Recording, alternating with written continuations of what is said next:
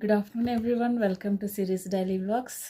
ఇవాళ కూడా సేమ్ నా వెయిట్ లాస్ డైట్ ప్లేట్ తోటి వచ్చానండి. నేను ఏమేమి తింటున్నాను అని. సో ఇవాళ వచ్చేసి బ్రౌన్ రైస్, కాకరకాయ కర్రీ అండ్ ఫైబర్ కోసం కీరా అండ్ క్యారెట్ అండ్ పప్పు. సో అండ్ ఇంకా బటర్ మిల్క్, ఒక గ్లాస్ బటర్ మిల్క్ తాగుతాను. సో ఇది వచ్చేసి అకార్డింగ్ టు మై సిపిఐ అండి. నా క్యాలరీస్ నేను ఎంత తీసుకోవాలి, నా బాడీ వెయిట్కి, హైట్కి, ఈ మజిల్ గెయిన్ కోసమని. So according to my diet chart నా బాడీకి ఏది సెట్ అయిందో అది నేను మీకు ఇలా డిస్ప్లే చేస్తున్నాను. ఇవన్నీ మీకు అప్లికబుల్ అవుతావి అని కాదు.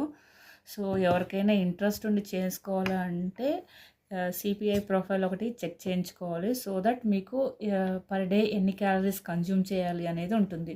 సో అకార్డింగ్ టు మీ నాకు డైలీ వచ్చేసి ఒక 1300 to 1500 క్యాలరీస్ నేను తీసుకోవాలి. సో దట్ అప్పుడే నా ఫ్యాట్ లాస్, వెయిట్ లాస్ అనేది జరిగిద్ది.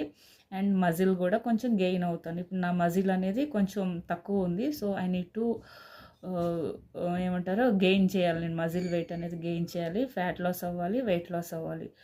సో బిఎంఐ కూడా నాది కొంచెం ఎక్కువే ఉంది. సో అకార్డింగ్ టు దట్ నేను నా డైట్ చార్ట్లో నా క్యాలరీస్కి తగ్గట్టుగా నా బాడీకి ఏది సెట్ అవుద్దో అది నేను సెలెక్ట్ చేసుకొని కన్జ్యూమ్ చేస్తాను. సో మీకు ఎవరికైనా కావాలి అంటే సిపిఐ అని నాకు కమెంట్ చేయండి. నేను నాకు దానికి సంబంధించిన డీటెయిల్స్ మీకు షేర్ చేస్తాను. మీరు అక్కడ ఏమంటారో అదొక టెస్ట్ చేయించుకుంటే మీకు పర్ డే ఎన్ని క్యాలరీస్ కావాలి, ఎంత కన్జ్యూమ్ చేయాలి, మీ బాడీ వెయిట్ అదంతా, మీ బాడీలో ఎక్కడెక్కడ ఫ్యాట్ ఉంది అదంతా అందులో కనిపించేస్తుంది. సో మనం దానికి తగ్గట్టుగా మనం డైట్ అనేది ఫాలో అవుతే మనకి మంచి రిజల్ట్స్ అనేవి ఉంటాయి. మెయిన్ కన్సిస్టెన్సీ ఉండాలండి డైట్ చేసేటప్పుడు ఎప్పుడైనా మనం.